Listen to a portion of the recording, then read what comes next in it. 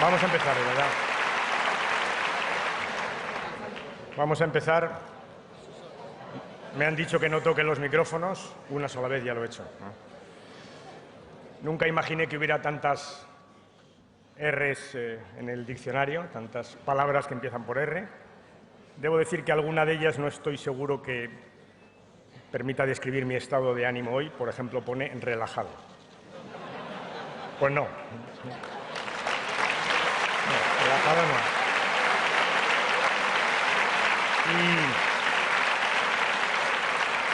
Y he echado a faltar una R muy importante que me ha separado de José Luis casi todos los fines de semana de estos 8 años. Sí. Un real madridista.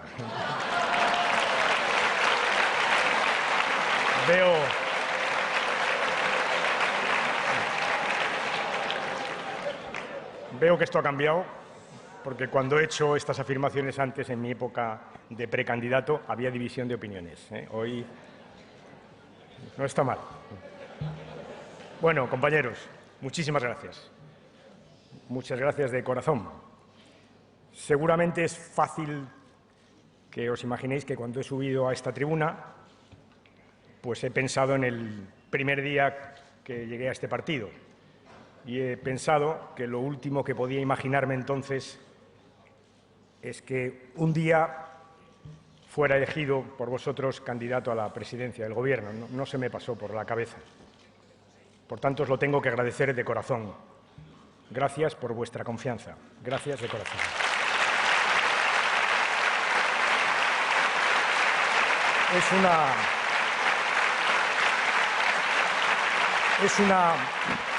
Es una gran responsabilidad. Es una gran responsabilidad, pero estoy orgulloso, estoy contento y, sobre todo, estoy confiado. ¿Y sabéis por qué? Porque no me siento solo. Os veo aquí a vosotros, os veo aquí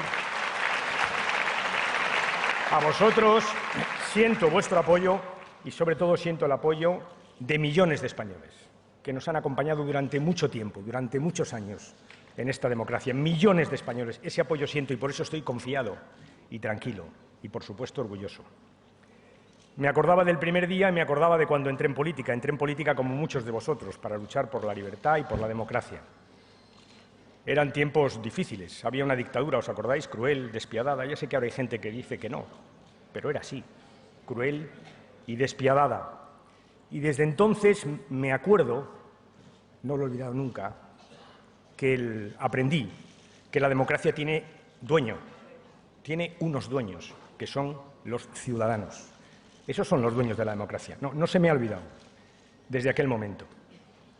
Me comprometí en la vida política, entré en la vida política. Entré en la vida política porque quería ser útil a mis ciudadanos. Seguramente a lo largo de una trayectoria como la mía ha habido errores y ha habido aciertos. Ahora, hay una cosa de la que nadie me puede nunca acusar. Hay una cosa de la que estoy absolutamente segura, y es que nunca he dejado de hacer frente a los retos. Nunca me he arrugado ante ningún problema. Nunca. De eso estoy completamente seguro. Y por eso estoy aquí. Justamente por eso estoy aquí. Porque España vive un momento difícil en el que no cabe el ventajismo, la irresponsabilidad, no cabe el oportunismo. España vive un momento difícil que exige grandes compromisos y por eso estoy aquí. Estoy aquí porque, apoyado por vosotros, he decidido dar un paso adelante porque estoy seguro que puedo ser útil a mi país. Por eso estoy hoy aquí. Puedo ser útil a mi país. Es un momento de compromiso. De compromiso con todos vosotros. Y fijaros, desde este primer momento os voy a decir cómo quiero hacer las cosas. ¿Cómo creo que tenemos que hacer las cosas? Tenemos que ser ambiciosos en nuestras aspiraciones y realistas en nuestras propuestas. Así tenemos que ser. Ambiciosos, muy ambiciosos y realistas.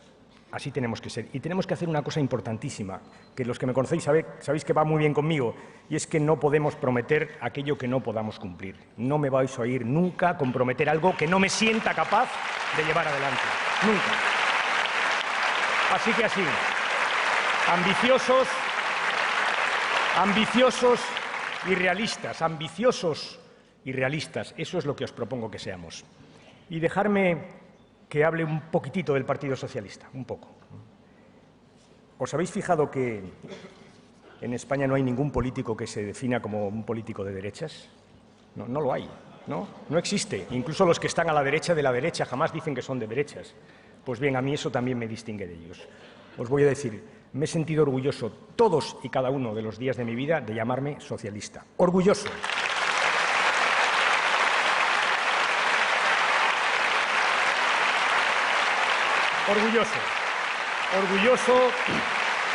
Orgulloso de pertenecer a los gobiernos de Felipe González y de José Luis Rodríguez Zapatero. A los dos les quiero dar las gracias hoy aquí, públicamente. A los dos.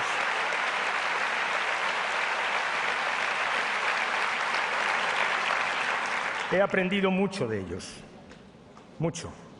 Los dos han dado mucho la cara por España. He aprendido que cuando había dificultades había que no arrugarse, como os decía antes. He aprendido, sí, dejarme.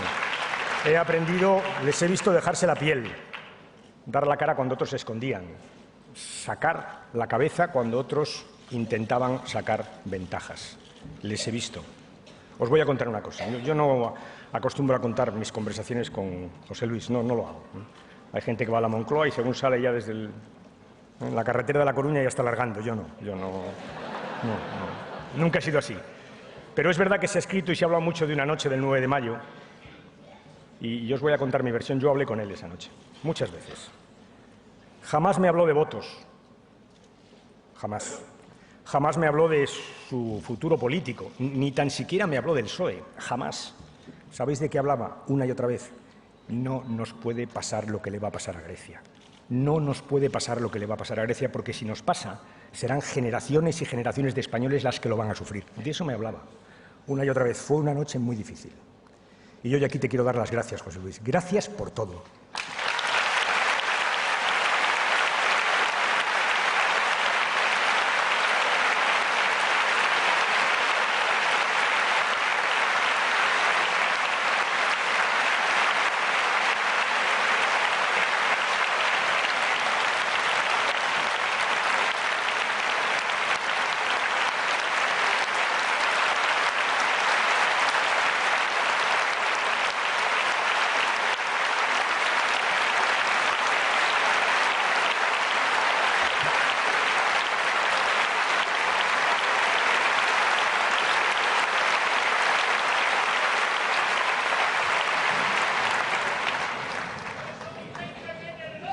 Y quizá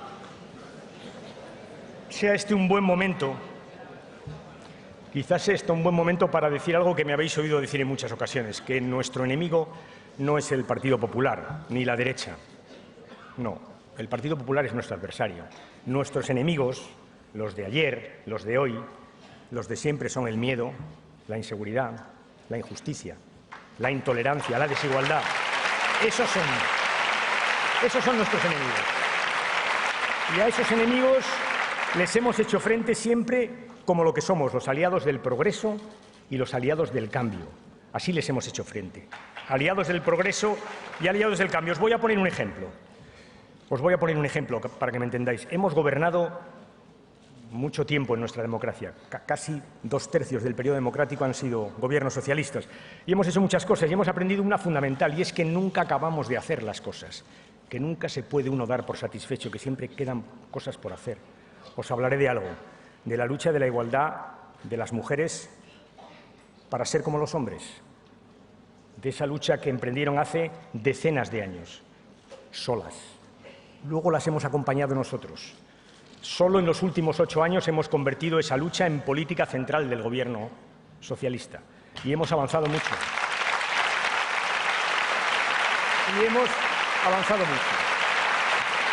Pero, os lo decía, queda mucho por hacer, muchísimo, y es fácil de entender, ¿sabéis?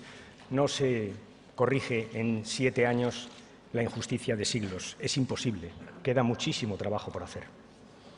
Pero lo hicimos. ¿Y sabéis por qué lo hicimos? Lo hicimos porque mantuvimos 3 principios esenciales, o 3 reglas del juego, 3 señas de identidad, me da igual, esenciales, nuestros principios, que siempre los hemos mantenido, nuestra capacidad de adaptarnos a los cambios, el cambio, y una cosa muy importante, nuestra capacidad para ofrecer un proyecto mayoritario al conjunto de los ciudadanos, mayoritario. Por eso, principios, cambio y proyecto mayoritario. Esas han sido nuestras señas de identidad y esas os propongo que sigan siendo nuestras señas de identidad. Las 3, principios, cambio y proyecto para la mayoría de los españoles. Esa es la seña de identidad. Y ahora más que nunca, porque ahora los cambios son vertiginosos y no se trata de adaptarse al cambio sin más, no, se trata de protagonizar el cambio. El porvenir o el futuro ya no es algo por venir, es algo por conquistar. Esa es la diferencia. Y de paso os diré, tenemos que hacer un esfuerzo muy grande. Tenemos que recuperar el prestigio del cambio del futuro. Tenemos que recuperar el prestigio del futuro, que lo ha perdido. Y para los progresistas eso es tremendo. Tenemos que recuperar el prestigio del futuro, es muy importante. Tenemos que adaptarnos a los cambios, desde nuestros principios. Porque fijaros, hay economía 2.0. y comunicación 2.0, pero no hay libertad 2.0, ni justicia 2.0, ni igualdad 2.0. Desde nuestros principios tenemos que utilizar nuestros principios. Y tenemos que cambiar y tenemos que echar muy poco la vista atrás. Hay quien cree que atrás se encuentran las soluciones de los problemas, nosotros no. Fijaros, ni tan siquiera en lo que hemos hecho nosotros encontraremos las soluciones de los nuevos problemas, no. Si, como algunos piensan, miramos 10 años atrás para ver las soluciones de la crisis, no nos vamos a encontrar con las soluciones. ¿Sabéis con qué nos vamos a encontrar? Con el origen de la crisis. Exactamente con el origen de la crisis. No hay que mirar hacia atrás.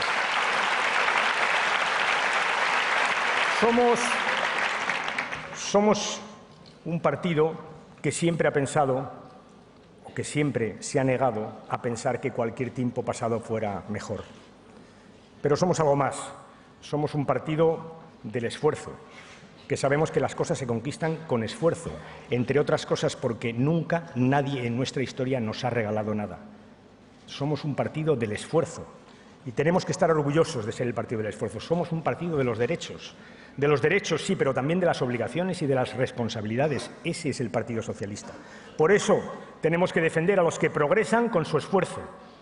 Y no tenemos que defender a quienes progresan engañando, defraudando o especulando. Esos no son nuestros aliados. Esos no son nuestros aliados. El partido del esfuerzo.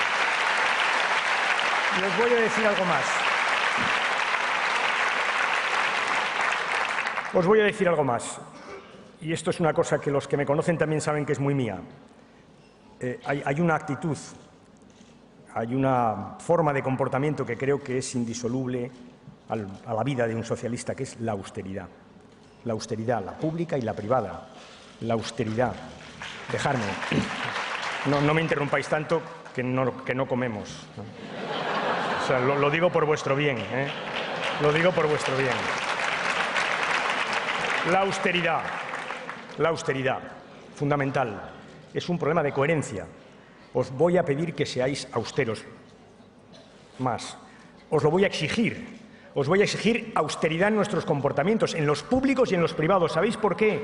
Porque hace mucho que pienso que si no vives como piensas, acabas pensando como vives. Austeridad.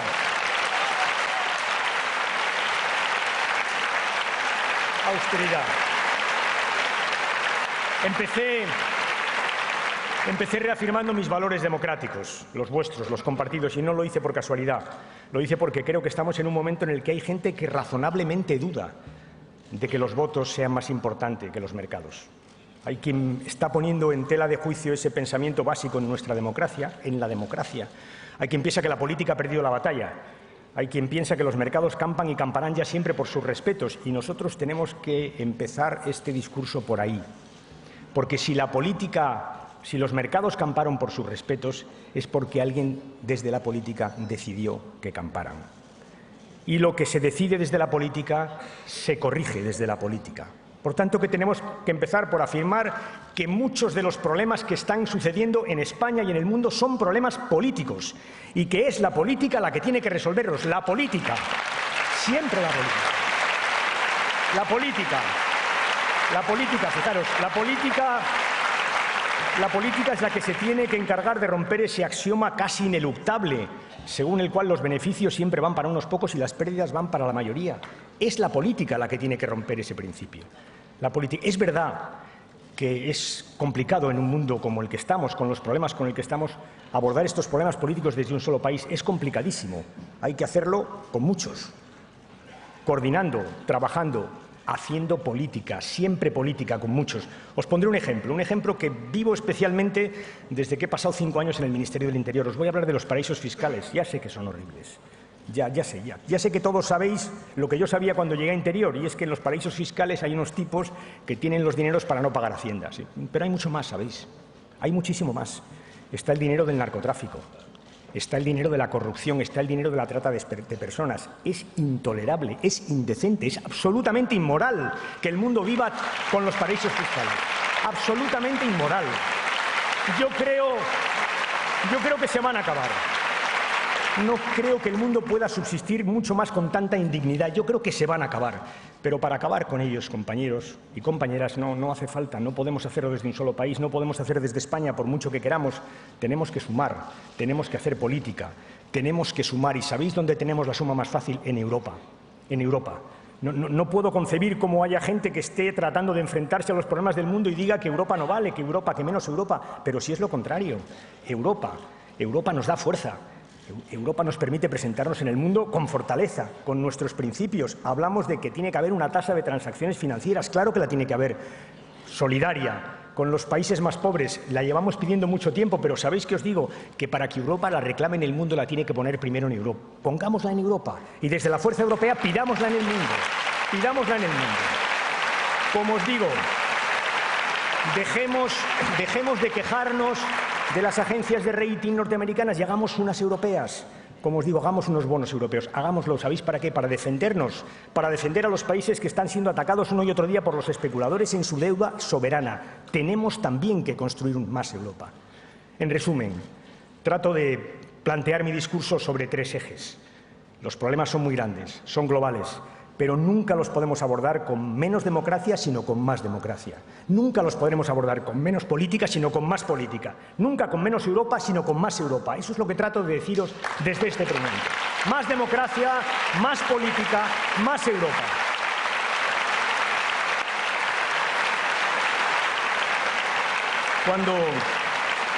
Cuando uno se presenta a la presidencia de gobierno, de candidato, lo lógico es hablar en este primer discurso de lo que los ciudadanos piden de nosotros, lo que esperan de nosotros.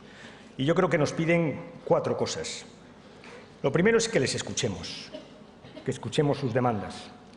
Lo segundo es que identifiquemos sus problemas. En tercer lugar, nos piden que propongamos soluciones, cosas, propuestas. Y finalmente, que se los arreglemos. Es tan complejo y tan sencillo como eso. Y todo ello lo tenemos que hacer, ya sabéis, siendo ambiciosos y realistas al mismo tiempo, ambiciosos en nuestras aspiraciones y realistas en nuestras propuestas. En resumen, tenemos que responder a las preguntas de cuáles son los problemas de los ciudadanos, cuáles son nuestras propuestas, finalmente, qué queremos hacer con España, cuál es la España del 2016, qué cambios queremos que haya en España en esta próxima legislatura. Esa es la respuesta que tenemos que dar en un meeting, en un acto de campaña como este. Y os lo voy a dar muy sucintamente. 4. Os voy a proponer 4 aspiraciones, 4 propuestas o 4 compromisos, 4 objetivos, que me da igual la formulación, 4. El primero, lo urgente, que es crear empleo. El segundo, lo importante, que es hacer una economía sana y competitiva, el futuro. El tercero, lo nuestro, la igualdad de oportunidades. Y el cuarto, lo que nos piden, los cambios en la política y en la democracia. Esos son los 4 objetivos que os propongo, las 4 aspiraciones. Y os digo, aspiraciones ambiciosas, pero habrá propuestas concretas, soluciones concretas. Así vamos a trabajar de aquí al momento en el que nos presentemos a las elecciones. Así vamos a hacer nuestra conferencia política y nuestro programa electoral. Aspiraciones y soluciones concretas. Y dejarme que dedique un rato de mi discurso a estos 4 objetivos. Empezaré por hablar del empleo. Todos sabéis que la crisis es global, esto lo acabo de decir al principio de mi discurso, pero en España también en esto existen algunos hechos diferenciales. Me referiré a uno, la burbuja. y tengo que hablar un minuto de la burbuja, porque es verdad que es un hecho diferencial. Durante muchos años, más de 10, construimos viviendas y viviendas a un ritmo frenético, completamente desequilibrado. Las empresas se endeudaron para hacer casas, las familias se endeudaron para comprar casas y los bancos se endeudaron para dar préstamos e hipotecas a las familias y a las empresas. Eso hicimos durante 10 años. Y mira por dónde llegó una crisis financiera y, si me permitís, nos pescó con la deuda hasta el cuello. Y esa es la deuda que tenemos que pagar.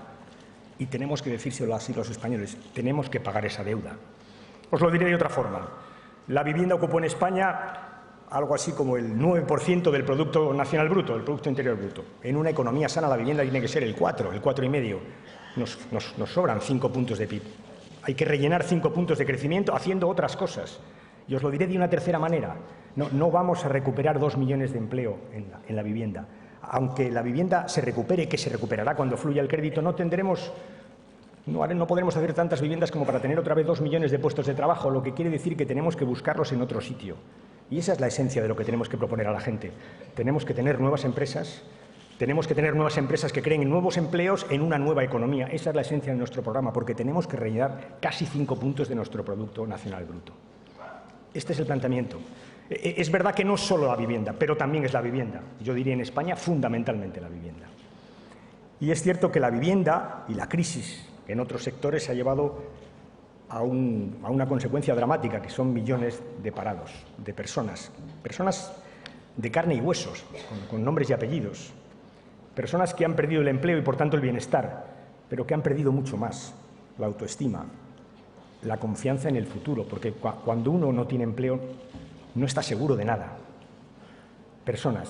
Se dice estos días, fijaros, yo lo he oído, que estamos ante una generación que por primera vez tiene la conciencia de que va a vivir peor que la de sus padres. Y es verdad. Pero se dice algo peor, que los padres piensan lo mismo, que la generación de sus hijos va a vivir peor. Y eso, si me apuráis, es más dramático. Y no nos podemos resignar a esa situación. Ya sé que para que haya empleo tiene que haber una economía sana y competitiva, ya lo sé. Pero lo que trato de deciros es que no podemos esperar a que esa economía sana y competitiva esté a pleno rendimiento para buscar fórmulas de creación de empleo. Que tenemos que ir más deprisa, que no podemos aguantar ese paralelismo entre crecimiento y empleo, que tenemos que correr más porque el empleo es una urgencia, es una necesidad vital de muchos españoles. Y la pregunta es, ¿lo podemos hacer? Yo os digo que sí. Que podemos movilizar, desde luego, al sector público, al sector privado, podemos remover obstáculos, podemos sumar voluntades, claro que sí, podemos buscar una vía rápida para la creación de empleo. Y la pregunta no es solo si podemos hacer, la pregunta que me hacen una y otra vez es si tendremos dinero, porque esa es la pregunta del millón. ¿Tendremos dinero? Yo os digo que sí, que tendremos dinero. Os voy a poner un ejemplo de dónde buscarlo, un ejemplo muy sencillo, que lo va a entender todo el mundo. Estamos haciendo una reestructuración de las cajas y de los bancos, haciéndola. Pronto, muy pronto, será el momento de pedir a las cajas y a los bancos que de sus beneficios dejen una parte para la creación de empleo. Una parte. Y lo haremos. Y lo podemos hacer. Ahora, es verdad que España ha perdido empleo y lo ha perdido por más cosas. Lo ha perdido, entre otras razones, como sabéis, porque nuestro sistema laboral impone casi dramáticamente a los empresarios que el ajuste, cuando una cosa va mal, se realice a través del desempleo, los despidos. Y eso no puede seguir siendo así. También tenemos un sistema económico del que se admite, como si no pasara nada, que hasta que no crezca el 2% no puede crear empleo, y eso no puede ser así. Por tanto, había que cambiar cosas. Ese es el sentido de la reforma laboral. Para eso la hemos hecho. La hemos hecho para fortalecer la contratación frente al despido, para dotar de flexibilidad a las empresas de forma que se defiendan, que se organicen mejor ante los cambios económicos que se están produciendo todos los días. Pero no podemos quedarnos ahí. Seguramente tendremos que plantear nuevas reformas. A mí me gusta mucho el contrato a tiempo parcial, mucho. Creo que debemos incentivarlo. Lo hemos hecho, debemos avanzar más. Y se me ocurre que la fórmula de avanzar más es, como siempre, buscar un acuerdo entre empresarios y trabajadores, un acuerdo según el cual demos más flexibilidad a ese contrato, como piden los empresarios, y demos más seguridad, como piden los trabajadores. Por ejemplo, ¿sabéis cómo? Mejorando su sistema de pensiones. Y se puede hacer. Y podemos seguir Y podemos seguir mejorando la contratación a tiempo parcial. Hemos aprendido una cosa en estos años de democracia, una cosa muy importante, que la concertación siempre es mejor que la confrontación. Muy importante. Miro a Pepe Griñán porque me lo ha dicho muchísimas veces y miro antes a Valeriano porque me lo ha dicho muchísimas veces. La concertación siempre. ¿Concertación para qué? Para muchas cosas. He formulado algunas, por ejemplo, para una de la que ahora se habla y sobre la que me gustaría precisar mi posición. Concertación para dialogar y pactar que la modificación de las rentas salariales de los trabajadores y la de los beneficios de los empresarios sigan vías paralelas y estén acordadas de acuerdo con objetivos compartidos. Objetivos compartidos. Esa es mi propuesta, concertar para que haya un pacto de salarios y de beneficios con objetivos compartidos. Eso hace más fuerte a las empresas. Dialogar y acordar ¿para qué? Pues, por ejemplo, para ver si somos capaces de, iba a decir liquidar, es una palabra que me gusta muy poco, de acabar con esa intolerable brecha salarial que existe entre las mujeres y los hombres en nuestro sistema productivo. ¿Pero qué nos pasa? ¿Pero qué nos pasa? Es tan sencillo y probablemente tan complejo como que apliquemos al mercado laboral, al sistema productivo, una máxima que hemos defendido en muchos otros campos de la vida, que es que a igual trabajo, igual salario. Tan sencillo y tan complicado como esto. Os decía, nos quedan muchas cosas por hacer. Hemos hecho un enorme esfuerzo por proteger a los desempleados, un enorme esfuerzo. Tenemos que hacer un esfuerzo ahora por ayudarles a encontrar empleo, por activarles para encontrar empleo. Y os diré, me preocupa dos colectivos, me preocupan especialmente, algunos me lo habéis oído ya comentar, me preocupa el colectivo de los jóvenes que abandonaron el sistema educativo sin haber acabado sus estudios, atraídos por la construcción, por la vivienda, por el dinero que en aquel momento se ganaba fácil y ahora mira por dónde están, sin trabajo y sin formación. Ese colectivo me preocupa. De ese colectivo, que son cientos de miles de jóvenes, no podemos olvidarnos. Para ellos hay que hacer programas específicos que combinen, que hagan las dos cosas que necesitan, formarles y trabajo. Formarles mientras trabajan, se llama formación dual y sabemos hacerla. Y me preocupa un segundo colectivo también, que está casi en posición contraria, que es el que se ha formado, el que tiene títulos, el que ha seguido lo que le decíamos, estudiar, máster, y que ahora no encuentra un empleo. Para ese colectivo tenemos que hacer también un esfuerzo suplementario. Hay que darles una primera oportunidad, un primer trabajo, porque sabemos que cuando entras en el mercado laboral es mucho más fácil quedarse en él. Son dos colectivos para los que reclamaba, ¿os acordáis antes, un esfuerzo a bancos y a cajas? ¿Os acordáis? Para esto, entre otras cosas. Porque es verdad que los beneficios de los bancos y de las cajas pueden dedicarse en parte a estos colectivos, porque los bancos y las cajas pueden y los jóvenes no pueden esperar. Esa es la realidad.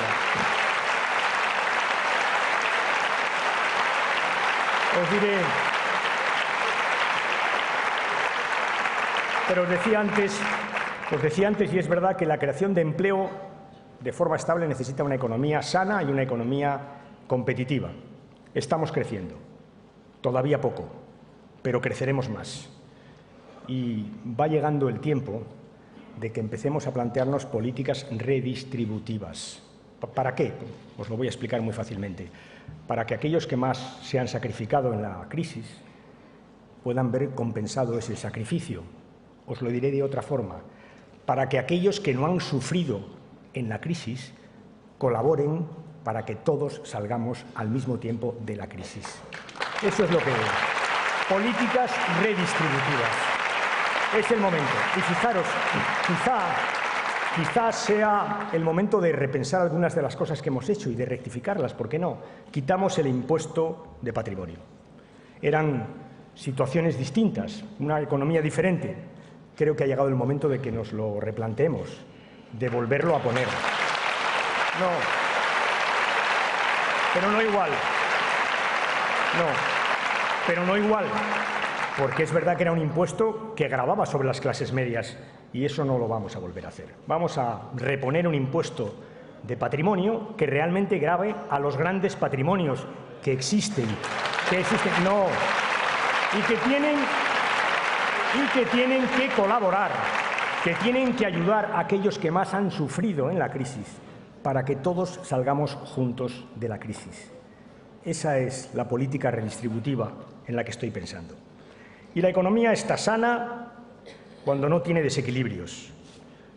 Y aquí voy a ser rotundo. Desequilibrios es tener un déficit que no puedas pagar, tener una deuda que no puedas pagar, tener una balanza de pagos que te vaya muy mal y tener una inflación desbocada. Estos desequilibrios no nos los podemos permitir. Estamos haciendo muchas cosas para corregirlas y tenemos que seguir haciéndolos. Tenemos un pacto con los países del euro. Hay que cumplirlo. Hay que cumplirlo. Hay que cumplir ese pacto porque el déficit no nos puede volver a atosigar como nos ha atosigado en los últimos años. No vamos a caer en los errores en los que caímos. No es verdad que el déficit sea progresista. No es cierto. Hay que cumplirlo. Hay que seguir asumiendo la deuda, pagándola. Hay que seguir equilibrando nuestra balanza de pagos, exportando más e importando menos. Y hay que seguir combatiendo la inflación, liberalizando los mercados de bienes y servicios. Esto es una economía sana, una economía equilibrada. Y hace falta en un mundo como el que vivimos una economía competitiva, y la competitividad es muchas cosas, y a ello me voy a referir durante, espero que pocos minutos a continuación. La economía es una economía competitiva, es una economía que tiene buenos empresarios, una economía que tiene trabajadores formados, una economía que tiene buenas infraestructuras, una economía que tiene una administración pública eficiente en la que no existen duplicidades, una economía que tiene un mercado laboral seguro y flexible, una economía que tiene un sector energético eficiente, que tiene una política industrial robusta, que tiene un sistema de ciencia, tecnología e innovación. Una economía eficiente, una economía competitiva es todo eso. Y que tiene un sistema financiero que cumple su tarea, es decir, que presta a los empresarios y a las familias para que la economía avance. Dejarme que me dedique 30 segundos a nuestro sistema financiero. Ya he dicho algo de él. Todos sabemos que las pequeñas y medianas empresas no tienen crédito, ni circulante, no lo tienen. Y ese es un grave problema de nuestra economía. No lo tienen. Y eso nos debe llevar a terminar cuanto antes la reestructuración de nuestro sistema financiero, cuanto antes mejor. Y os diré más, aunque esto sea un tema completamente incidental, es posible, no es descartable, que alguna vez el Estado tenga que aportar capital para sanear alguna caja. Es posible. Os diré mi posición si eso sucede. Mi posición es que tenemos que estar ahí, que si el Estado pone dinero, tiene que estar ahí para gestionar bien ese dinero, para asegurarse que va realmente a aquello para lo que se destina, que es el saneamiento, y para asegurarse sobre todo de una cosa mucho más importante, que cuando nos vayamos, cuando vendamos, los españoles no pierden un solo euro. Esa es mi propuesta, que la tenemos que tener en cuenta. Ni un solo euro. Y para eso hay que estar ahí. Sistema financiero. Os decía también que la competitividad o la economía competitiva es muchas otras cosas. Dejadme que os hable un minuto de los 3 grandes retos que tiene Europa planteados. Miro a Cristina, que tiene Europa planteados, que son los retos que se establecen en el programa 2020 y que son muy importantes a la hora de hablar de la competitividad y de la creación de empleo en nuestro país. Europa tiene 3 problemas: la energía, que es muy cara, el sistema energético poco eficiente, el cambio climático y el envejecimiento. Son los 3 grandes problemas que tiene Europa planteados. Es verdad que son problemas que para España suponen o un freno o un motor. Y según cómo lo hagamos pueden ser un freno o un motor, me explicaré. Porque son problemas en los que España tiene una posición diferente, a la vez mejor y a la vez peor. Peor, porque nos afectan más, tenemos un sistema energético más dependiente, somos muy vulnerables al cambio climático y tenemos una población envejecida. Todavía no suficientemente, si me perdonáis, todavía no los más envejecidos, pero lo seremos, entre otras cosas, porque tenemos una magnífica sanidad. Pero junto a estos 3 problemas, junto a estas 3 características que hacen esos 3 problemas más serios en nuestro país, tenemos ventajas. Por ejemplo, somos líderes en Europa en energías alternativas. Por ejemplo, si hablamos de cambio climático, tenemos las mejores empresas para gestionar el ciclo del agua. Y si hablamos del envejecimiento, tenemos un sistema de atención a la dependencia que atiende a los dependientes y que nos ha puesto en la frontera muchos conocimientos de este tipo de sistemas de ayuda. Son 3 grandes oportunidades. Grandes problemas, grandes oportunidades, grandes ventajas competitivas. ¿Y por qué hablo de estos 3 sectores? ¿Sabéis por qué? Porque son los 3 sectores en los que probablemente se va a crear más empleo en los próximos años. Los 3 sectores. Los 3. Porque los vamos a tener que abordar. porque vamos a tener que luchar contra el cambio climático y que vamos a tener que seguir atendiendo a nuestros mayores, porque lo vamos a tener que hacer y se van a crear empleos. ¿Os acordáis del 4% del PIB que nos faltaba? Los nuevos empleos, aquí están una parte de ellos, aquí están, en estos 3 sectores. Y si los traigo a colación es porque además los 3 tienen una característica en común, que es que son sectores innovadores. En ellos se innova.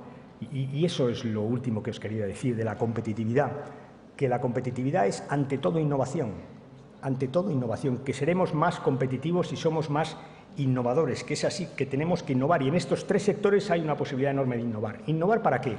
Pues innovar para crear nuevas empresas, emprender. Innovar para hacer mejor lo que estamos haciendo en los sectores tradicionales, para exportar. Innovar para crear nuevas empresas y crear nuevos empleos, que es lo que os vengo diciendo desde el principio de este discurso. Innovar. Innovar es emprender. Dejadme que le dedique un segundo a los emprendedores. Me voy a partir el pecho por los emprendedores, si me permitís la expresión coloquial. Lo voy a dar todo, porque creo que es muy importante. Hay que hacer muchas cosas. Hay que facilitarles el trabajo, la vida, por ejemplo, con una fiscalidad razonable. Hay que quitar trabas para que puedan competir, porque hay sectores donde no pueden entrar. Finalmente, hay que quitar trabas administrativas. Hay que hacer todo eso. Fijaros, el otro día tuve la suerte de dar con Leire un premio a un emprendedor que tenía 26 años, se llama Pedro Tomás Delgado, es un extremeño, tiene una fábrica una empresa de biotecnología, de fitodepuración, para que nos entendamos, es depuración de aguas con plantas. Es una empresa razonable, tiene 25 trabajadores y trabaja en 30 países del mundo. Hizo un discurso excepcional y, ¿sabéis?, dijo una cosa que no se me va a olvidar. Dijo, para mí las cuestiones no son ganar o perder, son ganar o aprender. Aprender. ¿Qué nos está diciendo? No, nos está diciendo que no se les puede pedir resultados a la primera, que con los emprendedores hay que ser paciente, hay que ser constante, eso es muy importante. Y os diré una cosa más, a emprender se aprende en las universidades, se aprende en los institutos, porque emprender finalmente es una actitud. Los emprendedores tienen una actitud y se transmite en el sistema educativo. Yo soy docente y funcionario. Y, por tanto, me puedo permitir lo que voy a decir, porque nadie lo va a interpretar mal. Tenemos un fantástico sistema educativo, el mejor del mundo para formar funcionarios, el mejor del mundo. Sí, y tiene que seguir siendo así. Y lo digo yo, tiene que seguir siendo así. A continuación os digo, ahora de lo que se trata es de formar emprendedores, de trasladar desde las aulas de abajo arriba que hay que emprender, que hay que ser activos, que hay que proyectar lo que uno sabe sobre el mercado laboral, que hay que crear empresas. Ese es un reto para nuestro sistema educativo, formar emprendedores. Innovar, formar, ciencia, nos lleva inmediatamente a la universidad y a nuestro sistema ciencia y tecnología. También aquí estamos mejor de lo que muchas veces se dice. Es verdad que hay cosas a hacer. Hay cosas a hacer en lo que llamaríamos el centro del sistema, centro de las universidades. Hay cambios que hacer. Pero me preocupa mucho más las fronteras de las universidades y el sistema de ciencia y tecnología. La frontera es lo que comparte con los sectores productivos. Ahí sí que hay barreras que romper. Hay fronteras que derribar. Si me permitís una expresión, es como si tuviéramos que hacer un Schengen científico en España. Levantar fronteras para que circulen libremente las ideas, los trabajadores, los conocimientos, para que desde las universidades de la ciencia se potencie que la creación de empresas, de nuevas empresas y la creación de empleo. Eso es lo que tenemos que hacer. Sabéis que somos el 9º país del mundo por publicaciones científicas. De lo que se trata ahora es de pasar a ser el 9º país del mundo por patentes. Ese tiene que ser nuestro objetivo. 9º país del mundo por patentes.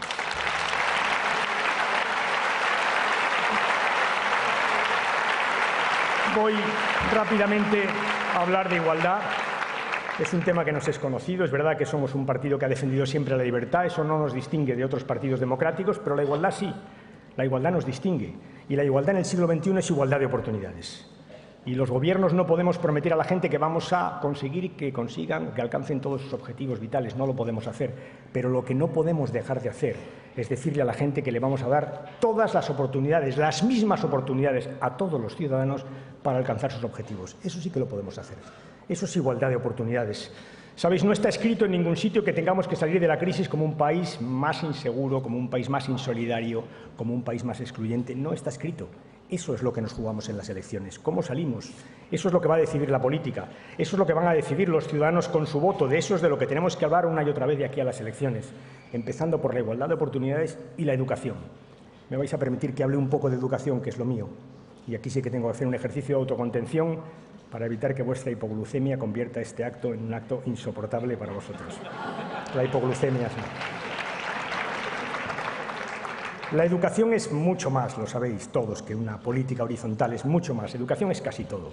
Es política económica, porque solo creceremos si educamos, es política social, porque la igualdad sigue dependiendo de la educación, es una política laboral, porque sin educación difícilmente encuentras trabajo, es hasta política exterior, porque es verdad que hoy los intercambios educativos son los que hacen y fortalecen la relación entre los países, es política cultural, es política secas. Un sistema educativo es lo que vertebra un país, lo que da fuerza a un país. La educación es nuestro gran instrumento. Pero debajo de la educación, de estas cosas generales, existen las cosas pequeñas, los alumnos, los padres, los profesores. ¿Qué les preocupa? ¿Qué nos preocupa? ¿Qué me preocupa? Pues el fracaso escolar, claro. Por cierto, empezando por la palabra fracaso escolar. Supongo que habréis pensado muchas veces como yo que no hay palabra más cruel y más injusta. Pero ¿cómo se puede aplicar el fracaso escolar, el nombre de fracasado a un chaval de 14, de 15 o de 16 años? Pero qué disparate. Os propongo que empecemos a quitarla de nuestro léxico, que abandonemos el fracaso escolar, que hablemos de abandono escolar. Ya sé que no es lo mismo, exactamente, que no vengan a decir, ya lo sé, que abandono escolar. Y fijaros, el abandono escolar siempre ha sido dramático, pero en la sociedad del conocimiento es especialmente dramático porque quien abandona sus estudios sin tener la formación necesaria para integrarse, ese puede quedar excluido para toda la vida. Por eso es tan dramático el abandono escolar. Y por eso lo tenemos que combatir. Y se puede prevenir, ¿sabéis? Los profesores saben todos que el abandono escolar avisa. Que cuando un chaval, un niño en primaria empieza a tener dificultades con la lengua, con las matemáticas, ahí tenemos un problema. Ahí es donde hay que actuar. Y las familias acomodadas han resuelto históricamente este asunto muy bien. Lo llamaban clases particulares, ¿os recordáis? Sí, claro, de eso se trata.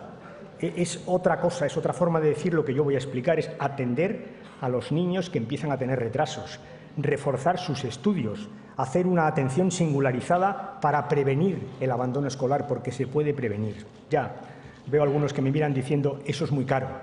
Pues a eso les tengo que decir que piensen que si eso es caro, ¿cómo de caro es la ignorancia? Eso es lo que les tengo que decir.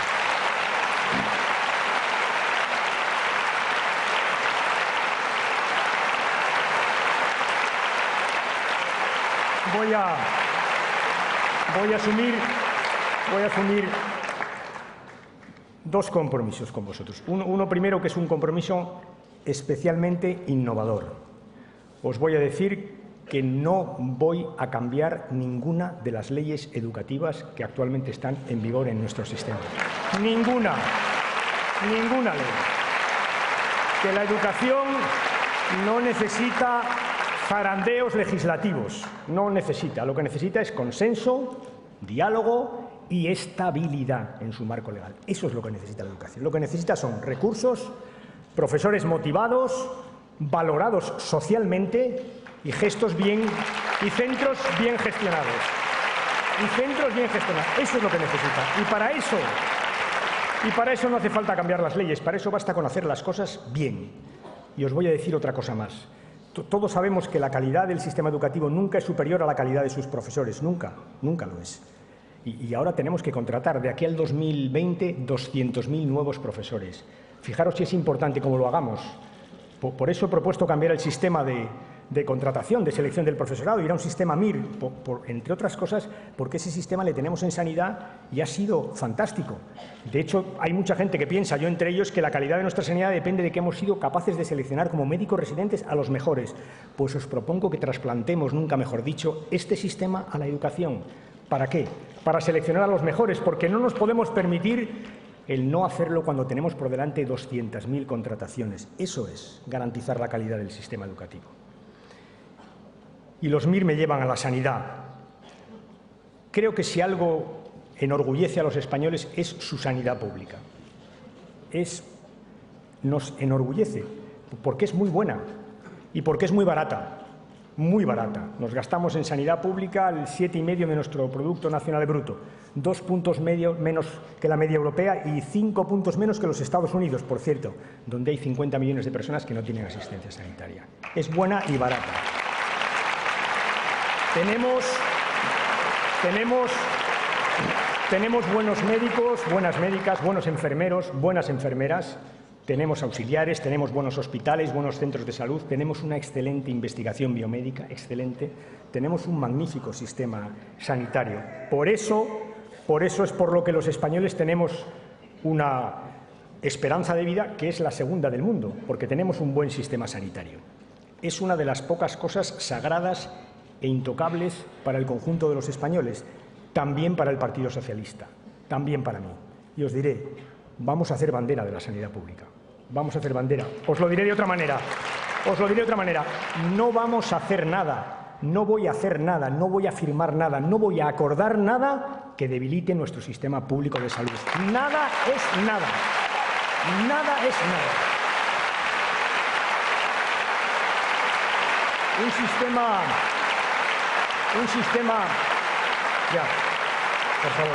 Un sistema que es público, lo gestionan las comunidades autónomas, que es universal, todo el mundo que va al hospital es atendido, que es gratuito, porque lo pagamos con los impuestos. Por eso tiene tan poco sentido el copago, porque es pagar 2 veces por el mismo sistema. Bien, es verdad que el copago lo proponen por la mañana y lo quitan por la tarde, pero en fin, el copago. No. Es un buen sistema sanitario, en conjunto. Es un buen sistema sobre el que ahora planea una palabra que es la privatización. Sí. Dejadme que os lo explique en 30 segundos, porque creo que la gente, cuando oye la palabra privatización, seguramente no entiende muy bien de lo que estamos hablando. El sistema sanitario es, sobre todo, un sistema de solidaridad intergeneracional. Los jóvenes que enferman poco pagan lo mismo que los mayores que enferman más. Es un sistema de solidaridad. Y claro, si el que piensa en privatizar está pensando en sacar a los jóvenes que no enferman a hospitales privados y dejar en los hospitales públicos a los crónicos y a los que enferman mucho, lo que está pensando es en la ruina de la sanidad pública. Y eso, compañeros, no lo vamos a tolerar.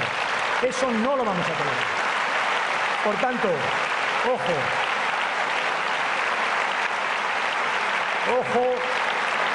ojo con los cantos de sirena, ojo con palabras que suenen bien, porque a veces lo que esconden es algo como lo que acabo de denunciar. Ojo, la sanidad. Gastamos mucho dinero en sanidad. Gastamos 70.000 millones de euros al año. Y por tanto, tenemos una magnífica posibilidad de ser más eficientes. Nadie me puede convencer que en 70.000 millones no podemos ahorrar unos cuantos miles. Naturalmente que podemos. Podemos ser más eficientes si es que se trata de gastar mejor en sanidad. Por ejemplo, en la farmacia, que hemos hecho muchas cosas, Pero pensar, cada uno de vosotros, cuántas medicinas tenéis en cajas o en armarios en vuestra casa. ¿Cuántas tenéis? ¿Cuántas no sabéis ni para lo que os las dieron? ¿Cuántas están caducadas? Es verdad que hay un esfuerzo que se puede hacer todavía en farmacia. Se puede gestionar mejor la sanidad, naturalmente. Y os diré más, el año que viene, el sistema de financiación autonómica otorga 8.000 millones de euros más para las comunidades autónomas. Está así legislado, 8.000 millones. Yo os digo que tenemos que proponer que una parte sustantiva de esos 8.000 millones vaya a la sanidad pública. Lo tenemos que proponer. Y hay algo más. Lo tenemos que asegurar. Tenemos que asegurar, ya veremos los mecanismos, pero tenemos que asegurar que todo el dinero que el Estado ponga para sanidad se gaste efectivamente en sanidad. Eso lo tenemos que asegurar. Son 8.000 millones de euros.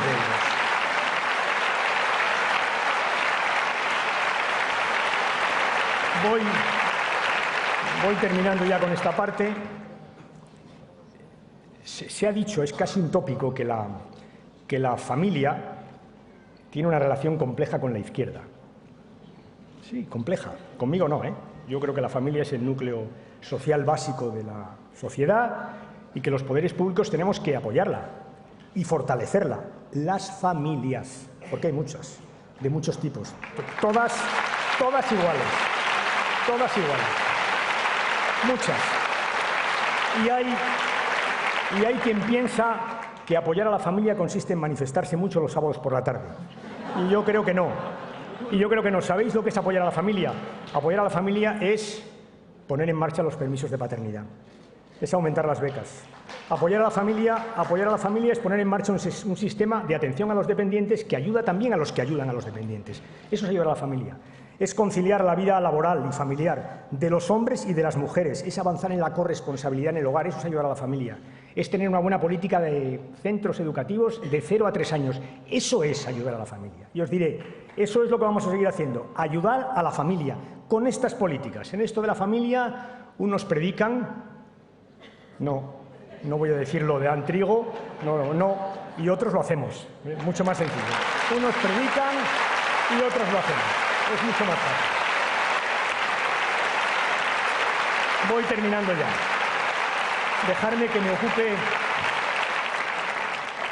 Dejadme que me ocupe brevemente del cuarto objetivo, la política democrática. ¿Os acordáis? Los cambios políticos.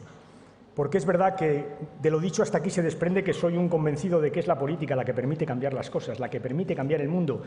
Pero para eso, compañeros y compañeras, quizá va siendo hora de que reflexionemos en cambiar un poco la política, en cambiar un poco la democracia. No es posible que proyectemos grandes reformas sociales, grandes reformas económicas, reformas en los mercados. No es posible y que digamos que a la política no le tiene que pasar nada. No es posible. Tenemos que cambiar también la política, empezando por hacerla limpia. Completamente limpia, que sea limpia y que parezca limpia, que es muy importante, es como lo de la austeridad, limpia, que sea y que parezca. Vuelvo un minuto a la burbuja inmobiliaria. Ha traído muchas desgracias a este país, entre otras que al hilo de la burbuja, al socaire de la burbuja, debajo de la burbuja, hay muchos que burbujearon. Muchos, sí. Sí. Se corrompieron, sí. Y mucho de lo que está saliendo ahora es eso. La burbuja inmobiliaria, el urbanismo. Y os voy a decir, hemos hecho muchas cosas por endurecer el Código Penal, muchas unidades policiales que han funcionado bien por perseguir y castigar a los corruptos. Hemos hecho muchas cosas, de frente, muchas, pero no basta. A la gente no le basta que detengamos un corrupto y le metamos 8 años en la cárcel. Eso no basta, ¿sabéis por qué? Porque el pecado es anterior. Si es que lo que la gente no quiere es que no haya corrupción. En definitiva, con la corrupción no solo se trata de perseguir, se trata también de evitar, y eso nos lleva a una cosa que a veces no nos gusta discutir, que son los controles previos, De eso se trata. Y si es verdad que hablamos de urbanismo, tenemos que hablar de urbanismo. Dejadme que os diga categóricamente, para que nadie se equivoque, que pienso que el urbanismo está bien gestionado en general por las comunidades y por los ayuntamientos. Es más, creo que quienes gestionan el urbanismo en las comunidades y en los ayuntamientos son impecablemente honestos, honrados. Pero ahí tenemos un problema y no podemos desconocerlo. ¿Qué estoy pensando? ¿Qué estoy proponiendo? Pues sí, lo que muchos pensáis y habéis hablado muchas veces, que el Estado tiene que tener alguna competencia, algún tipo de control previo sobre los planes urbanísticos, algún tipo de control previo para impedir la corrupción.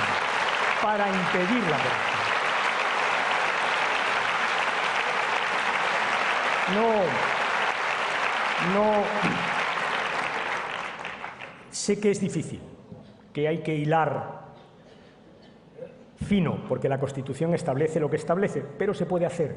Y ya anuncio, no se trata de quitarle competencias a nadie, ni de restar autonomía a nadie. Se trata de compartir controles más eficaces. Se trata, en suma, de tener una política limpia y que parezca limpia. De eso se trata, ni más ni menos.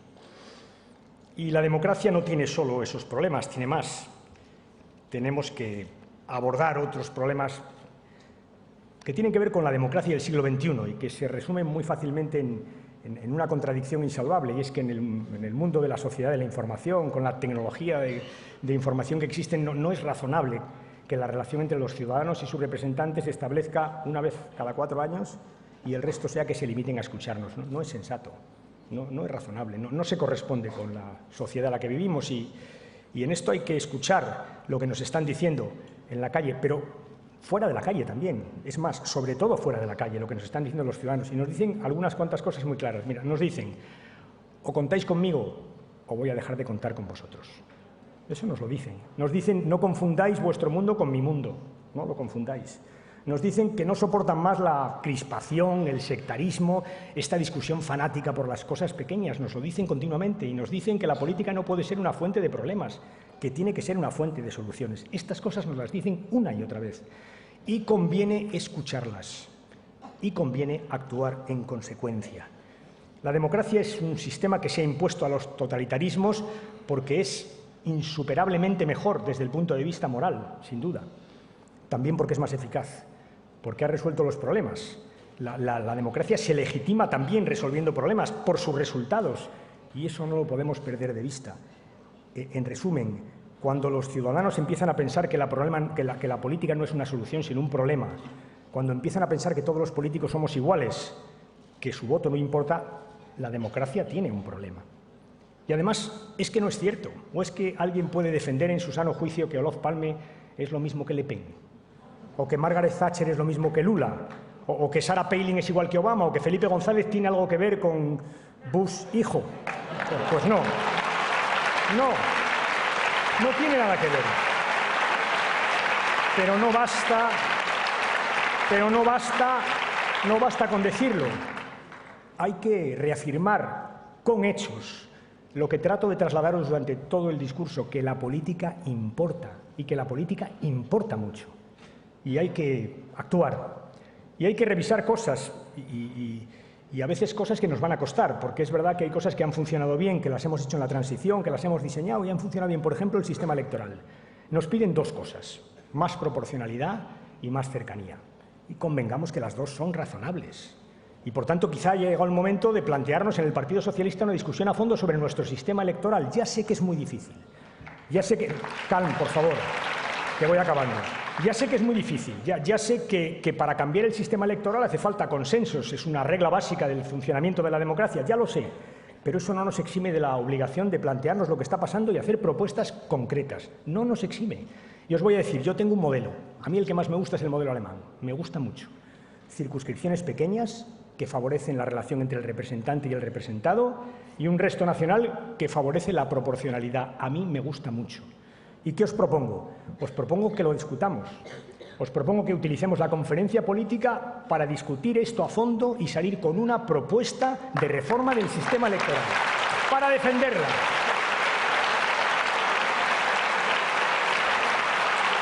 Para defenderla. Os voy a decir una cosa más de la política, solo una. Es muy importante que cambiemos las leyes para mejorar la lucha contra la corrupción, para mejorar el funcionamiento de la democracia, para hacerla más moderna y más eficaz. Es muy importante, pero es mucho más importante que cambiemos las formas de actuación política. Esto también me lo habéis oído decir muchas veces. Y os diré, he hecho esfuerzos, muchos, pero voy a hacer muchos más para que la crispación y el sectarismo pasen definitivamente al baúl de la historia, al pasado, que es de donde nunca debieran haber vuelto. Muchos. Os diré, tenemos que cambiar muchas cosas en la política. Necesitamos que cuando alguien propone una idea no se descalifique por quién la propone, sino por el contenido de la idea.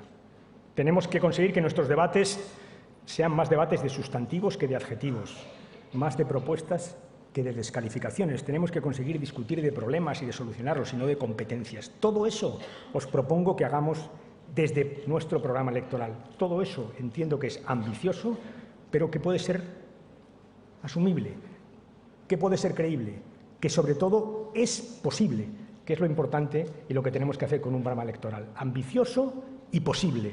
Eso es lo que os propongo en materia de política. Y voy terminando ya. Me he esforzado por decir que España tiene muchas cosas buenas y hay cosas que tenemos que preservar.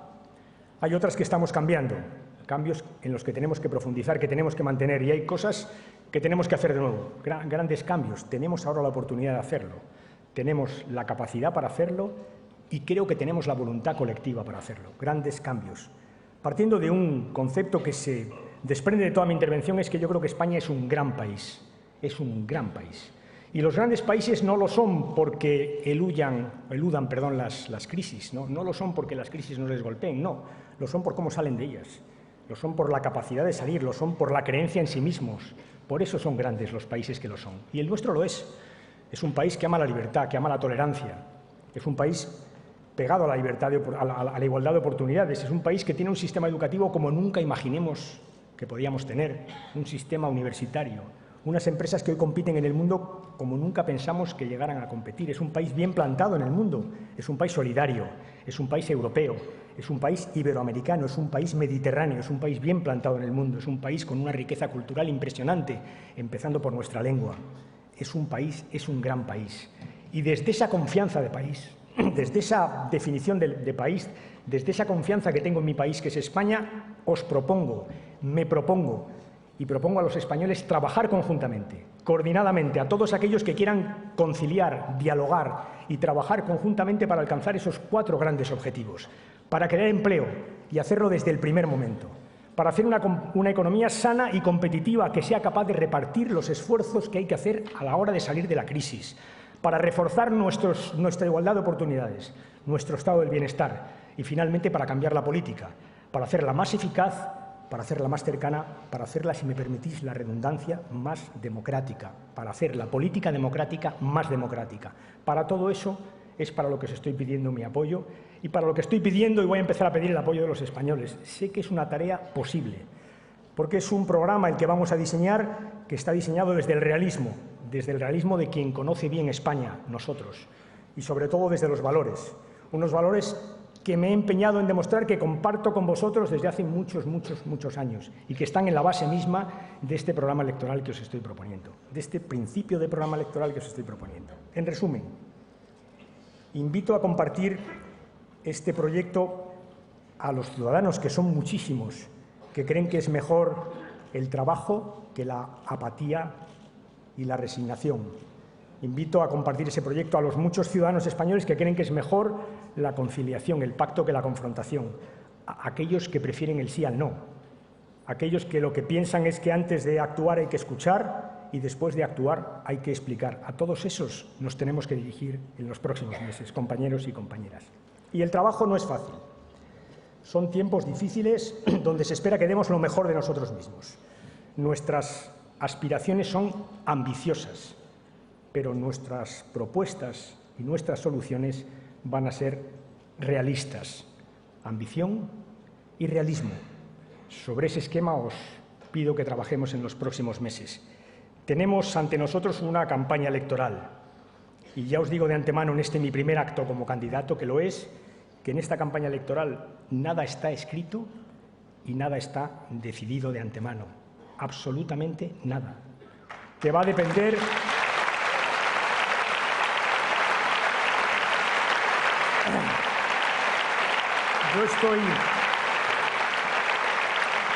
Yo, como siempre, voy a trabajar hasta el límite de mi capacidad y voy a salir a darlo todo.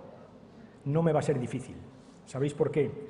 Porque uno saca mucha fuerza cuando defiende aquello en lo que cree. No me va a ser muy difícil, pero no puedo hacerlo solo. Tenéis que echarme una mano. Vosotros tenéis que ayudarme. Tenéis que ayudarme. Necesito contar con vosotros, con vuestro esfuerzo, con vuestro trabajo, con vuestras ideas, con vuestro apoyo. Necesito contar con todo vuestro apoyo, porque tenemos que hacer algo muy importante, que es convencer a muchos millones de españoles de que vuelvan a confiar en nosotros. Eso es lo que tenemos que hacer. Y lo vamos a hacer. Lo vamos a hacer. Mirad, porque queremos hacerlo. Y lo veo en vuestras caras y en vuestros aplausos, que han llevado este discurso mucho más largo de lo que yo hubiera querido y a mí a sudar mucho más de lo que hubiera deseado. Porque lo vamos a hacer porque queremos hacerlo, lo vamos a hacer porque podemos hacerlo y lo vamos a hacer sobre todo porque sabemos hacerlo, porque lo hemos hecho ya otras veces en nuestra historia. Lo vamos a hacer. Así que, a la tarea, a hacerlo. Hagamos que suceda.